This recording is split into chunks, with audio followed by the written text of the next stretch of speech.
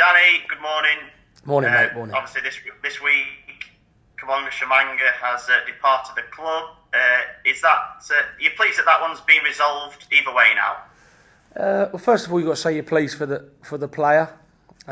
We signed him from Boreham Wood, and obviously he's now got onto a team that could potentially be in the Championship next year. So for the lad, it's a good career step. And like you say, for us, I think it sort of, I won't say it closes a chapter, but one can look forward to what's next now. But no, first and foremost, like I say, congrats to Cabs, because he was a pleasure to work with personally since I came at the club, and he gave us all. And like I've said numerous times in these interviews, Liam, I do think he would have gone on to score well over 40 goals that year if he hadn't had that horrific injury. So I think people have to remember what he went through for that. We were there, and I saw that the sort of shape his leg was in, and he saw that, and he was in tears on the pitch. And to think, wind on the clock however long, and he's getting a move to a club pushing for the Championship. Good luck to the lad. It's a good move for him, isn't it? It's a club who have a history of signing, players from non-league and developing them and then selling them on for big profits.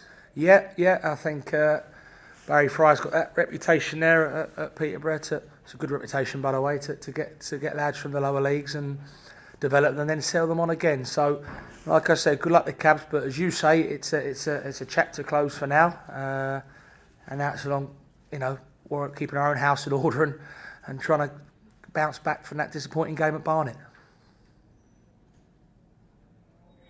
Yeah, the sort of, did he? Some fans saying he might have left under a bit of a dark cloud a little bit. But from your point of view, his attitude and everything else was spot on, wasn't it?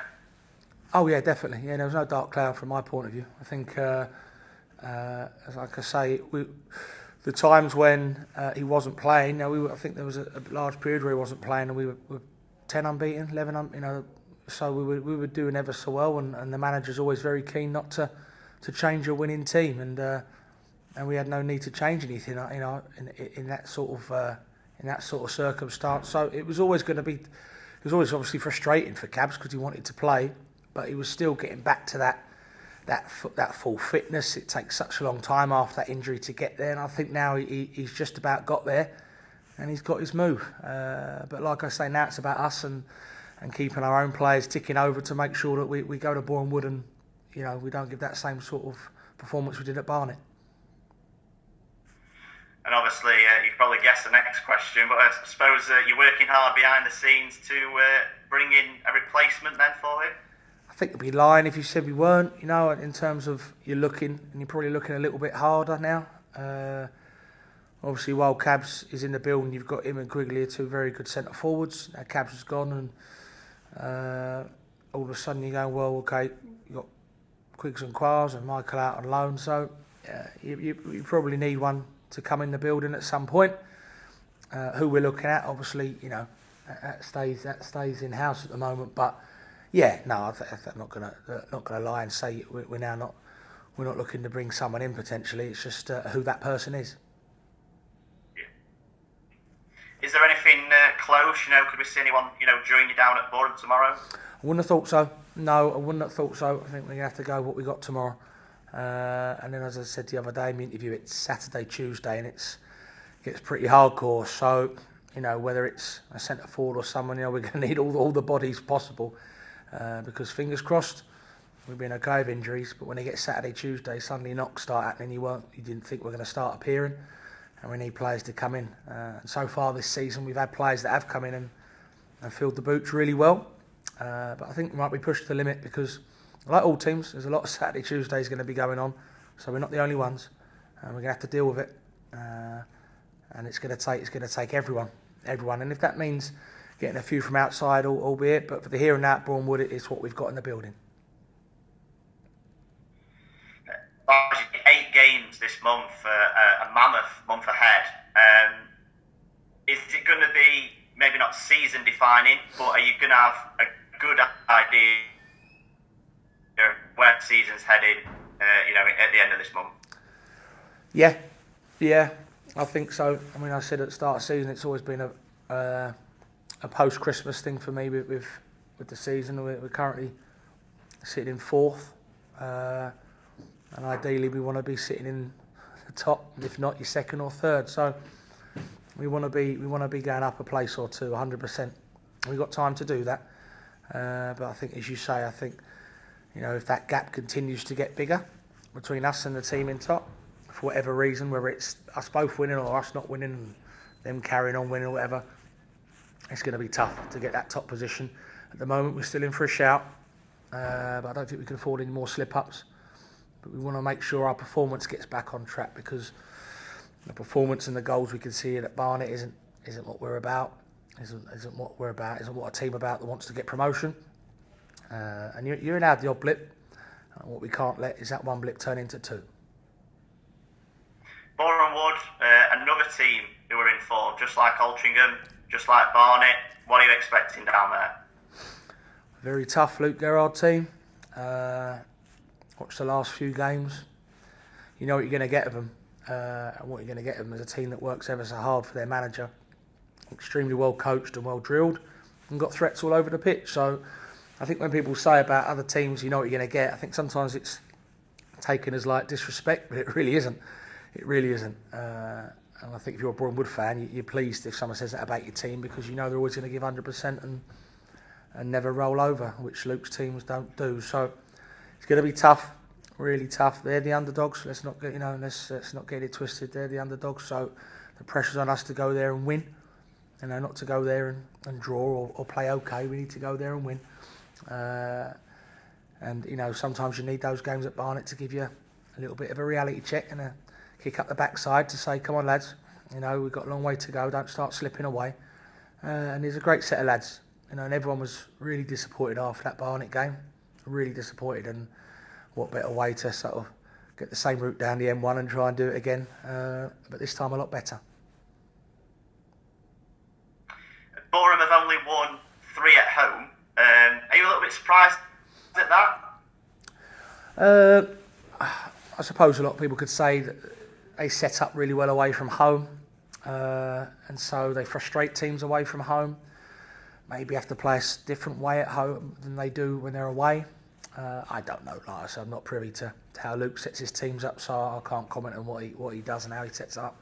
If it is different between home and away. All I know that when I've gone there with Chesterfield or with Orient before that, it's always been tough games. Always been tough games. Always balls in the box. I think they got 8 or 9 corners at Aldershot, and then 8 or 9 corners at Altrincham. So over 2 games they've got nearly 20 corners and 2 away games for them. That means they're putting a lot of pressure on. And that's away from home. So we've got to be ready to defend our half, defend our box. Be patient in possession, but also take our chances when they come, because it's the old 100-year saying, it's both boxes. And as you saw at Barnet, we miss chances and then we concede the poor goals, you lose the game, and the score doesn't usually lie. So we've got to make sure we go to Boreham Wood and make sure the score don't lie again, but this time in our favour. I was just saying, is it going to be key for you tomorrow to defend well in your box and take your chances at the other end? Just because at Barnet it was a strange game. It could have gone. It was 3-0 to Barnet. It could have been 3-0 the other way. It was a strange old game. Yeah, no, I agree with that, and that's usually football, I suppose. If you like, Altrincham played us here and they had a 1-on-1 and missed, and we rode our luck and ended up deservedly winning the game.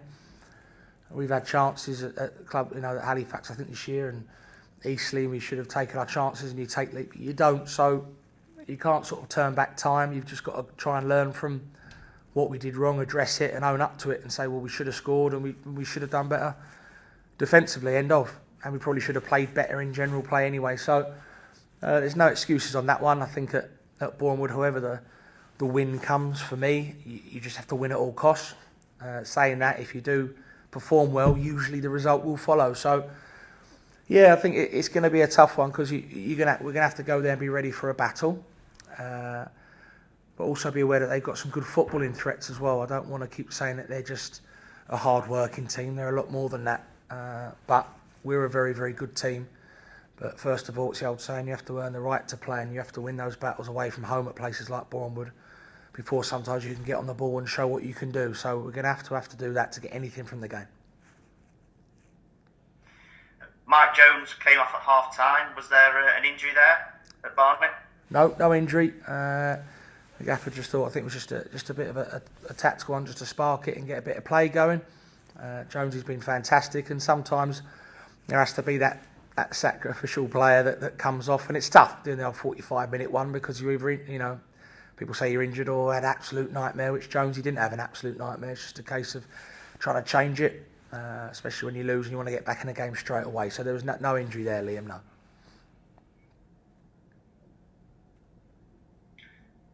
Tim Akinol as well looked like he hobbled off late on. How's he? No, he's back in training. That was just a whack, so he'll be available for selection. He's a tough little soldier, Tim. So he'll be fit for the squad, mate. Danny Rowe been training still this week? Yeah, Danny Rowe's training all week. Good. Yeah, all good, mate. Getting there slowly, and he will be travelling down to Barnet. I think more for the being part of the match day feeling again, as opposed to being in the squad. More for the lads' sanity, really, and make him feel like a footballer again, because he's had so much time out of it through no real fault of his own. So I think that's more of him just to be around the group again, as opposed to actually being part of the match day squad.